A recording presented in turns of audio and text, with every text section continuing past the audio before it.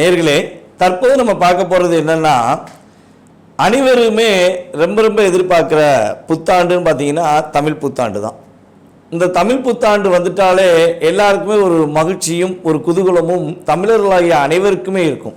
இந்த ஒவ்வொரு ஆண்டுமே தமிழ் புத்தாண்டுக்கு ஒவ்வொரு வகையான தமிழ் பெயர்கள் இருக்கும். ஸோ இந்த வருஷம் என்ன புத்தாண்டாக வருகிறது? இந்த தமிழ் புத்தாண்டு ஸ்ரீ விஸ்வாவசு என்ற தமிழ் வருடமாக உருவாகிறது. வாங்க இப்போ உங்களுடைய ராசிக்கான பலன்களை பார்ப்போம். சிம்ம ராசி நேயர்களுக்கு 2025ஆம் ஆண்டு நடைபெறுகின்ற தமிழ் புத்தாண்டானது வாழ்க்கையில் என்னென்ன மாற்றங்களை சிம்ம ராசினியர்களுக்கு அற்புதமாக அள்ளி வழங்கப் போகிறது. சிம்ம ராசிக்காரங்க என்னென்ன விஷயங்கள்லாம் மகிழ்ச்சி அடைய போகிறீங்க இந்த தமிழ் புத்தாண்டுக்கு அப்புறம், ஸ்ரீ விஸ்வாசு வருடங்களுக்கு அப்புறம் உங்களுடைய வாழ்க்கையில் என்னென்ன மாற்றங்கள் கிடைக்க போகுது, இந்த தமிழ் புத்தாண்டு உங்களுக்கு என்ன மகிழ்ச்சிகளை கொடுக்க போகுது அப்படின்னு சொல்லி பார்க்க போகிறோம். உங்களுடைய ராசியின் அதிபதி, சிம்ம ராசியின் அதிபதி சூரிய பகவான் உங்களுடைய ராசிக்கு 9ஆம் இடத்துல ஜம்முன்னு உச்சம் பெறும் இடம்தான் உங்களுக்கு தமிழ் புத்தாண்டு. சூரிய பகவான் தான் நவகிரகங்களின் நாயகன். தலைமை பொறுப்பு கூடிய கிரகமாக சூரிய பகவானை தான் எப்பவுமே வச்சுருக்கோம். சூரிய குடும்பம் தான் வச்சுருக்கோம். அப்போ சூரிய பகவான் தலைமை பொறுப்பு எப்படி ஏற்று செயல்படுகிறாரோ அதே போல் நம்முடைய சிம்மராசினியர்களும் பல இடங்களில் தலைமை பொறுப்பு வகிக்கக்கூடிய ஆற்றலும் செயல்பாடுகளும் இனிமே கட்டாயமாக ஏற்படும். அதே போல் பார்த்திங்கன்னா திருமணம் சம்பந்தப்பட்ட விஷயங்களில் சிம்மராசினியர்களுக்கு ஒரு மகிழ்ச்சியான சூழ்நிலை உண்டு. இவரால் பார்த்திங்கன்னா நீங்கள் எப்போயுமே ஒரு சட்டை ட்ரெஸ் போடுறீங்கன்னா அந்த ட்ரெஸ் அப்படியே தூய்மையாக இருக்கணும்னு ஆசைப்படுவீங்க. அப்படியே பர்ஃபெக்டாக அயன் பண்ணி தான் போடணுங்கிற எண்ணம் உங்களுக்கு எப்போவுமே இருக்கும். ஸோ ஒரு சின்ன கிறுக்கல் கூட இருக்கக்கூடாது, சின்ன அழுக்கு கூட இருக்கக்கூடாதுன்னு நினச்ச உங்களையே உங்களுடைய மனசையே மாற்றி எந்த ட்ரெஸ்ஸுனாலும் போட்டுக்கிறேன், அது ஒரு அழுக்கு இருந்தாலும் பரவாயில்ல, ஒரு ட்ரெஸ்ஸு டல்லாக இருந்தால் பரவாயில்ல, நான் போட்டுக்கிறேன். எதுக்கு என்ன பண்ண சொல்கிறேன், என்னால் முடியலை, இருக்கிறத கூட நான் சாப்பிட்றேன், இருக்கிறத கூட போட்டுக்கிறேன் அப்படிங்கிற வார்த்தைகளை பயன்படுத்தக்கூடிய காலகட்டங்களில் கிரகங்கள் உங்களுக்கு கடந்த காலங்களில் கொடுத்துருச்சு. அடி சிம்மாசனத்தில் உட்காந்து கம்பீரமாக உட்காந்த நீங்கள் ஒரு இடத்துல போய் உட்கார்றது கூட யோசித்து தயங்கி உட்காரக்கூடிய சூழ்நிலைகள் கிரகங்கள் கொடுத்துச்சு. ஸோ இந்த நிலையில் இனிமே மாற்றம் உண்டு. ஒரு தன்னம்பிக்கையுடன் தைரியத்துடன் தன்னுடைய மனதில் என்ன நினச்சிங்களோ அதை செய்வதற்கான ஆற்றலை கிரகங்கள் உங்களுக்கு வலிமையாக நின்று கொடுக்கின்றன.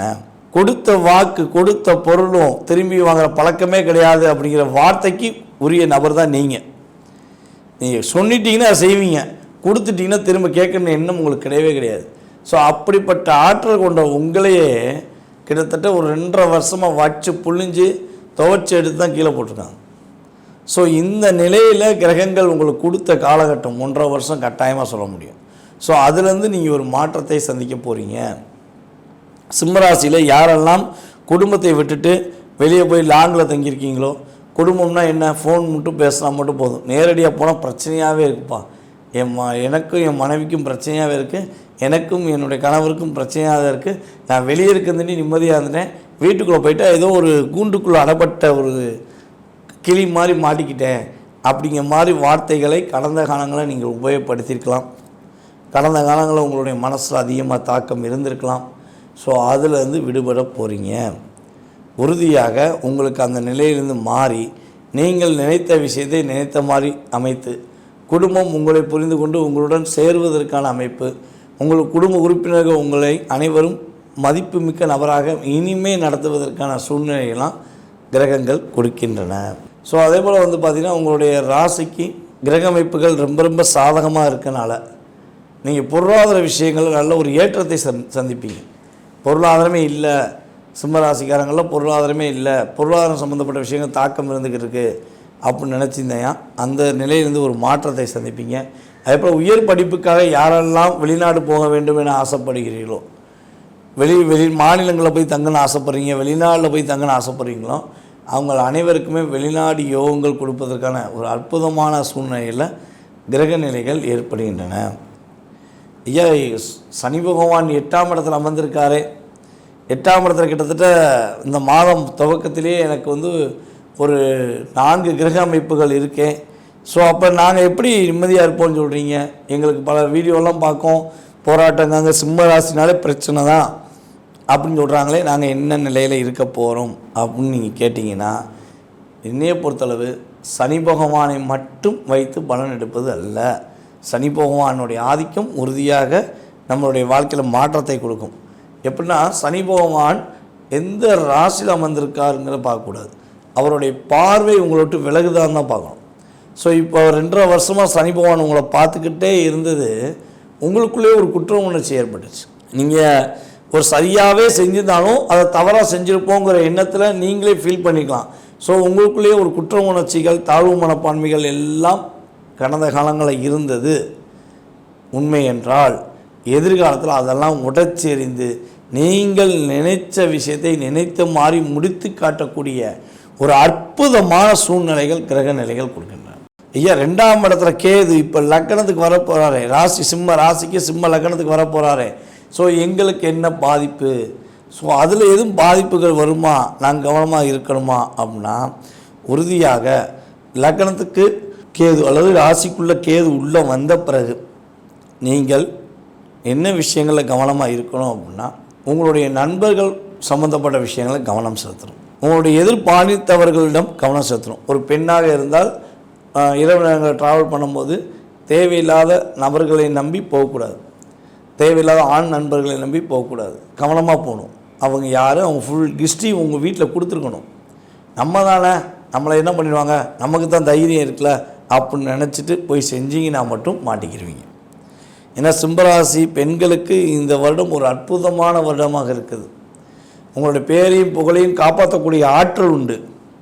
ஆனால் நீங்கள் சரியான நபரை கூட பயணிக்கும்போது, எதுக்காக இதை சொல்கிறோன்னா, சுக்கிரன் உச்சம் பெற்றிருக்காது.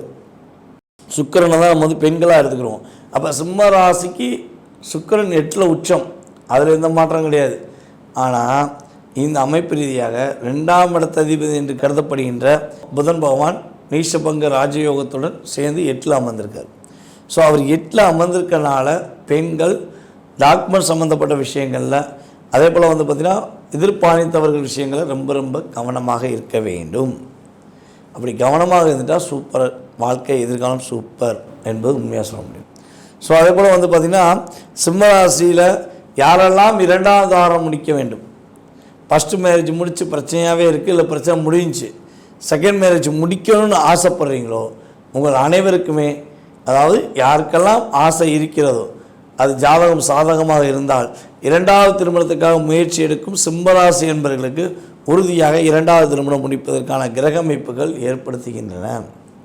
டைவர்ஸ் வரையும் போயிட்டோம், டைவர்ஸ் கிடைக்க மாட்டேங்குங்க, டைவர்ஸ் கிடைச்சா தான் நாங்கள் 2வது தரம் முடிக்க முடியும் அப்படின்னு வருத்தப்பட்டிங்கன்னா, உறுதியாக உங்களுக்கு டைவர்ஸ் கிடச்சி 2வது வாரம் முடிப்பதற்கான கிரக அமைப்புகள் சாதகமாக இருக்கிறது என்பது உண்மை.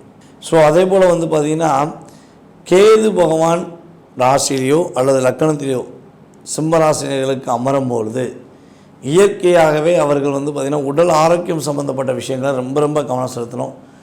நைட் நேரத்தில் தேவையில்லாத உணவுகளை வாங்கி சாப்பிடக்கூடாது. அன்னெசரி உணவுகள் சாப்பிட்டு நீங்கள் தூங்கும்போது அதன் மூலமாக உங்களுக்கு நிறைய பிரச்சனைகள் வருவதற்கான வாய்ப்புகள் உண்டு என்பதை தெரிவிச்சுக்கிறேன். ஸோ கவனமாக இருங்க. சிம்மராசிக்காரங்களுக்கு வெற்றியும் மகிழ்ச்சியும் அதிகமாக பொங்கட்டும். இந்த தமிழ் புத்தாண்டு மிகப்பெரிய ஒரு அற்புதமான வருடமாக இருந்து உங்களுக்கு ஒரு மிகப்பெரிய ஒரு எடுத்துக்காட்டு கொடுக்கக்கூடிய வருடமாக இருக்கட்டும் என வாழ்த்துக்களை தெரிவித்துக்கொண்டு உங்களிடமிருந்து விடைபெறுவது உங்கள் டிஜே சுந்தரபாண்டி, சிவகாசியிலிருந்து. நன்றி, வணக்கம்.